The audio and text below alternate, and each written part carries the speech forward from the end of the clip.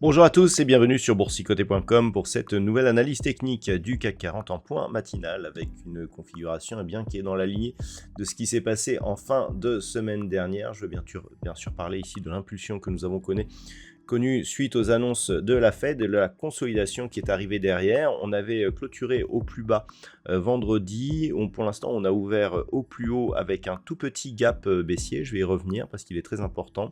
Et donc, on revient tester ici une oblique qui nous définissait ici la précédente phase de rebond qui paraissait technique jusqu'à l'apparition ici de cette accélération.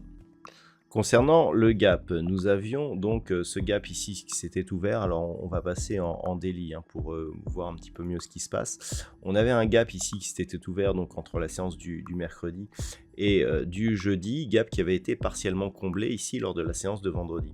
Alors nous avions un plus bas sur la séance de vendredi à 7500.26 et nous avons un plus haut qui est aussi le niveau d'ouverture à 7499.22. Donc on a moins d'un point par rapport, mais on a une toute petite ouverture qui plus est qui se trouve dans l'ancien gap, puisque nous avions ici un plus haut à rattraper qui se situait à 7495 points.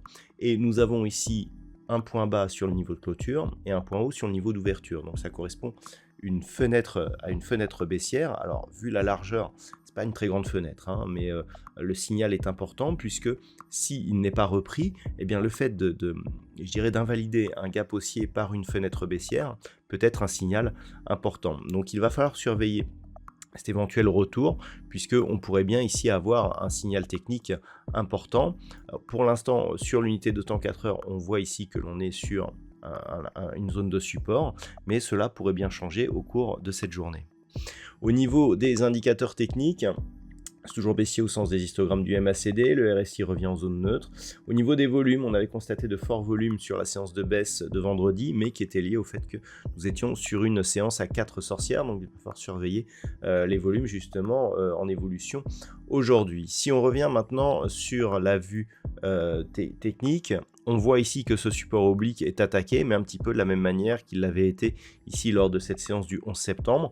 Donc pour l'instant, on n'est pas encore sur une cassure et on pourrait encore continuer à la hausse. Au niveau du palmarès des valeurs, au moment où j'effectue cette analyse, le CAC 40 perd 0,32%.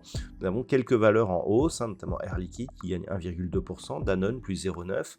Derrière, Schneider Electric, Stellantis ou Legrand sont sur des hausses proches de 0,5%. Au niveau des plus fortes baisses, c'est Edenred aujourd'hui le gadin du jour, moins 5,2%, suivi de Crédit Agricole, moins 4,5%.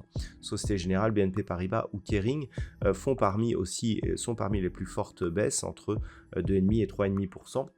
On peut noter une forte représentation du secteur bancaire justement dans cette queue de classement, avec aussi quelques valeurs du luxe, mais qui ne sont pas plus dans le rouge. Alors, par rapport à cette configuration, donc on voit forte baisse du secteur bancaire. On a rebondi ici sur cette oblique qui correspond peu ou prou à la zone ici des 7470 points. Cette zone qui avait été résistance ici sur toute cette phase, puis support ici, cassé puis revenu. Il est important pour la configuration technique, si on veut qu'elle reste positive, que cette zone soit préservée durant cette séance. Donc pour l'instant, on a testé, on remonte.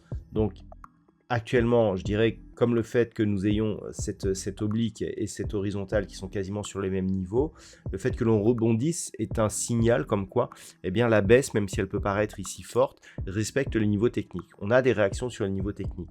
Maintenant, si on casse ici cette zone, on aura une sortie de cette dynamique haussière portée justement par ce support oblique et un retour dans le range d'évolution que nous avions ici entre 7360 et 7470 points, ce qui neutraliserait totalement les effets ici de cette accélération haussière pour laquelle on attendait ici une cassure de la zone des 7630 points pour aller vers de nouveaux plus hauts par rapport au point haut que nous avions eu ici à la fin du mois d'août.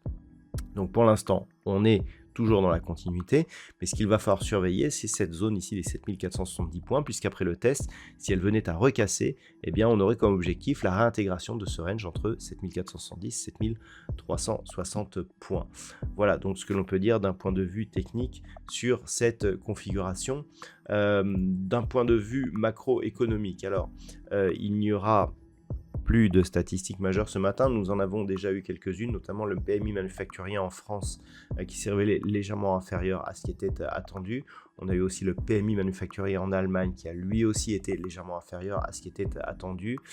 Cet après-midi, nous aurons du côté des États-Unis le PMI manufacturier donc qui sera dévoilé à 15h45 ainsi que le PMI au service. Voilà donc pour aujourd'hui, je vous souhaite de passer une très bonne séance. On se retrouve dès ce soir pour toutes les autres analyses techniques du site boursicoté.com.